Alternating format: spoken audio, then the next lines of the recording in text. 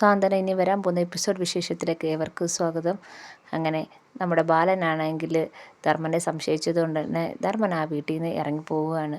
അപ്പം ആദ്യമൊക്കെ കൃഷ്ണമംഗലത്തിലുള്ളവർ വിചാരിച്ചേക്കുന്നത് ധർമ്മനും ഗോമതിയും കൂടെ ഒത്തുചേർന്ന് കളിക്കുന്നതാണെന്ന്, ഇവിടുത്തെ കാര്യങ്ങളൊക്കെ അറിയാൻ വേണ്ടിയാണ് ധർമ്മൻ അങ്ങോട്ട് വന്നതെന്നൊക്കെയാണ് ആദ്യം വിചാരിക്കുന്നത്. പിന്നെ പതുക്കെ കൊണ്ട് കാര്യങ്ങളൊക്കെ മനസ്സിലാവുന്നുണ്ട്. ബാലൻ അതുപോലെ തന്നെ നമ്മുടെ ധർമ്മനെ സംശയിച്ചു. അതാണ് കാരണം. അത് ധർമ്മനെ സഹിക്കാൻ പറ്റുന്നതിനും അപ്പുറമായിരുന്നു. അതിനുശേഷം എല്ലാവരുടെയും വിഷമം കണ്ട് ഗോമതിയും ഒക്കെ പറഞ്ഞത് കൊണ്ട് തന്നെ ബാലൻ ധർമ്മനെ വിളിക്കാൻ ചെല്ലുന്നുണ്ട്. പക്ഷെ ധർമ്മനാണെങ്കിൽ ബാലൻ്റെ മുന്നിൽ മുട്ടുമടക്കാൻ തയ്യാറാവുന്നില്ല. ഇനി തിരിച്ച് ഞാൻ ഗോമതി സ്റ്റേഴ്സിലേക്ക് ഇല്ലെന്ന് ധർമ്മൻ തറപ്പിച്ച് പറയുന്നുണ്ട്. ബാലൻ കുറേ നിർബന്ധിക്കുന്നുണ്ട്. പക്ഷേ ധർമ്മൻ വരാൻ കൂട്ടാവുന്നില്ല. അത് അച്യുതനെയും അനന്തിനെയും വളരെയേറെ സന്തോഷിപ്പിക്കുന്നുണ്ട്, പ്രത്യേകിച്ച് അച്യുതൻ. അതുപോലെ തന്നെ നമ്മുടെ അനുശ്രീക്കാണെങ്കിൽ ഇതൊക്കെ കാണുമ്പോൾ നല്ല വിഷമം വരുന്നുണ്ട്. അനുശ്രീക്ക് മാത്രമേ ഉള്ളൂ ആ വീട്ടിൽ വിഷമം. കാരണം ധർമ്മനാണെങ്കിൽ സ്വന്തം അച്ഛനെ വിട്ട് പിണങ്ങി തിരിച്ച് വന്നതിൽ അനുശ്രീക്ക് നല്ല വിഷമമുണ്ട്. അതുപോലെ തന്നെ മുത്തശ്ശിക്കാണെങ്കിൽ ഇപ്പോൾ ഗോമതിയോടും ബാലനോടും നല്ല ദേഷ്യമാണ്. ധർമ്മനെ സംശയിച്ച് ആ കാര്യത്തിൽ ഇപ്പം മുത്തശ്ശിക്കും നല്ല ദേഷ്യമുണ്ട്. അപ്പം മുത്തശ്ശിയാണെങ്കിൽ നമ്മുടെ ഗോമതിയടുത്ത് ചോദിക്കുന്നുണ്ട്, നീ എൻ്റെ ധർമ്മനെ സംശയിച്ച് എത്ര വർഷമുണ്ട് അവൻ നിൻ്റെ ബാലന് വേണ്ടി മനസ്സും ശരീരവും അർപ്പിച്ചിരിക്കുന്നു, എന്നിട്ട് അവനെ സംശയിച്ച്. ആ കടയിൽ അപ്പോൾ ആകാശം ഉണ്ടായിരുന്നു, പക്ഷേ ആകാശിനെ സംശയിച്ചില്ലല്ലോ, അതവൻ്റെ മകനായതുകൊണ്ട്.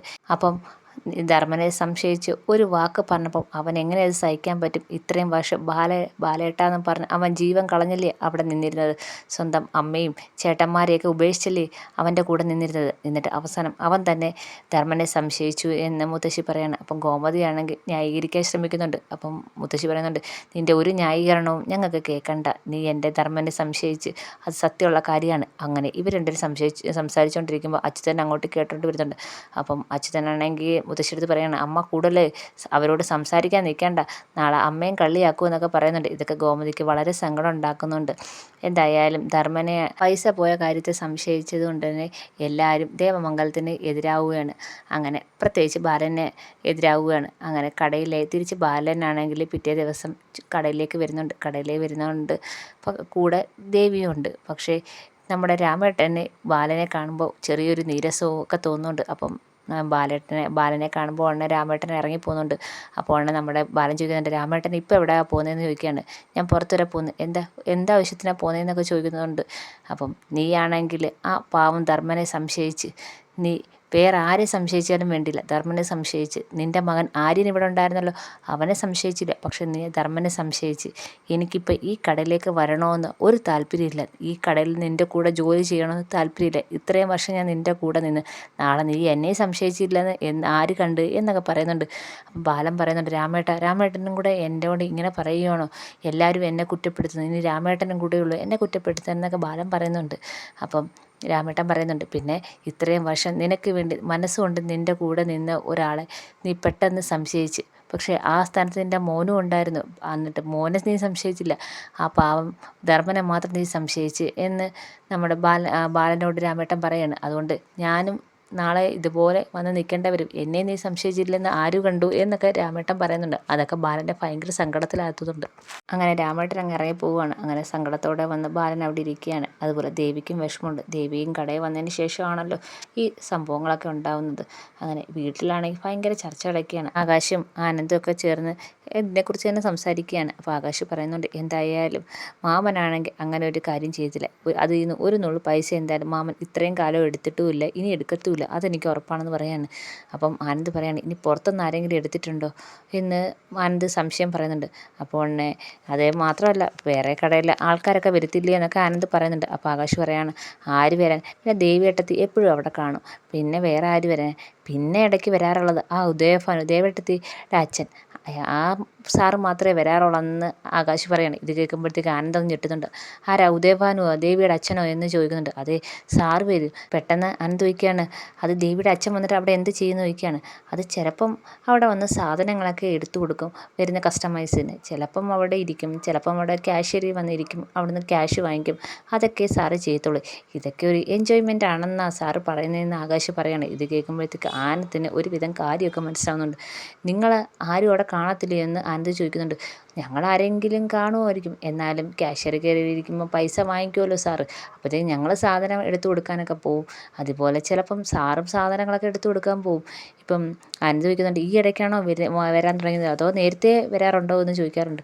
ഏയ് നേരത്തെ ഒന്നും വരാറില്ല, ഇപ്പം ഈ ദേവിയേട്ടത്തി കടയിൽ വന്നതിന് ശേഷമാണ് സാറും വരാൻ തുടങ്ങിയത്. അതും എന്നൊന്നുമില്ല, വല്ലപ്പോഴും ഒക്കെ വരാറുള്ളെന്ന് ആകാശ് പറയുകയാണ്. ഇത് കേൾക്കുമ്പോഴത്തേക്ക് ആനന്ദിന് ഒരുവിധം കാര്യം മനസ്സിലായിപ്പോയി. കള്ളൻ ഉദയഭാനു തന്നെയാണെന്ന് ആനന്ദിന് മനസ്സിലാവുന്നുണ്ട്. അങ്ങനെ ആനന്ദാണെങ്കിൽ ഉദയഭാനുവിനെ കൈയുടെ പൊക്കം തന്നെ തീരുമാനിച്ച് അങ്ങനെ ഉദയഭാനു കട്ട പൈസയ്ക്ക് ശ്രീകലയാണെങ്കിൽ വന്ന് ഉള്ള തുണി മൊത്തവും വാങ്ങിച്ച് തുണിക്കടയിൽ നിന്ന് ഇറങ്ങി കാറിലേക്ക് പോകാൻ നേരത്ത് ആനന്ദ് കാണുന്നുണ്ട്. അപ്പം ആനന്ദ് വിളിക്കുന്നുണ്ട്.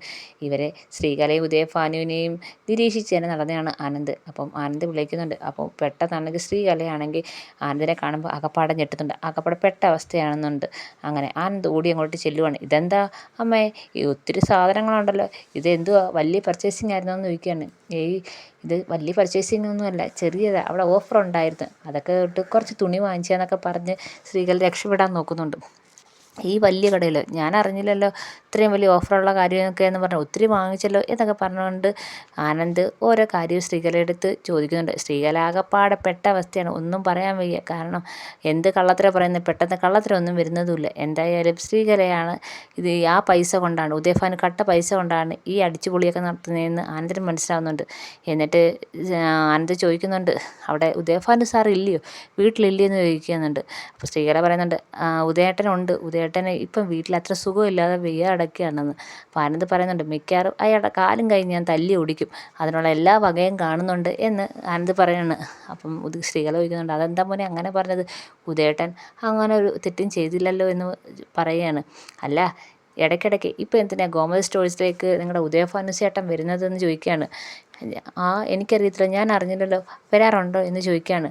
അപ്പം പറഞ്ഞ് വരാറുണ്ട് എന്ന് ആനന്ദ് പറയുന്നുണ്ട്.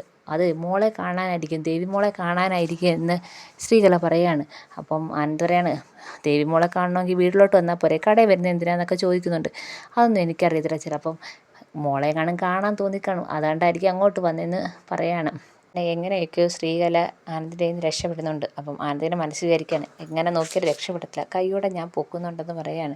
അങ്ങനെ വീട്ടിൽ വന്ന ശ്രീകല നമ്മുടെ ഉദയഭാനുവിൻ്റെ അടുത്ത് കാര്യമൊക്കെ പറയുന്നുണ്ട്. ആനന്ദ് തന്നെ കണ്ട് ഈ തുണി വാങ്ങിച്ച കാര്യമൊക്കെ ചോദിച്ചു. അപ്പം നീ എന്തോ പറഞ്ഞെന്ന് ഉദയഭാനു ചോദിക്കുന്നുണ്ട്. അത് അവിടെ കുറച്ച് ഓഫറൊക്കെ ഉണ്ടായിരുന്നു, അങ്ങനെ തുണി വാങ്ങിക്കാൻ വന്നതെന്നൊക്കെ പറഞ്ഞ് ഞാൻ എങ്ങനെയൊക്കെയോ രക്ഷപ്പെട്ടെന്ന് പറയുകയാണ്. അതെന്തായാലും നന്നായെന്ന് പറയുകയാണ്. അതിനുശേഷം വീണ്ടും ഉദയഭാനു എന്തായാലും രണ്ടു വട്ടം പൈസ എടുത്തുകൊണ്ട് വീണ്ടും പൈസ എടുക്കാൻ ആരും ഇല്ലാത്ത സമയം നോക്കി നേരെ ഗോമതി സ്റ്റോഴ്സിൽ എത്തുന്നുണ്ട്.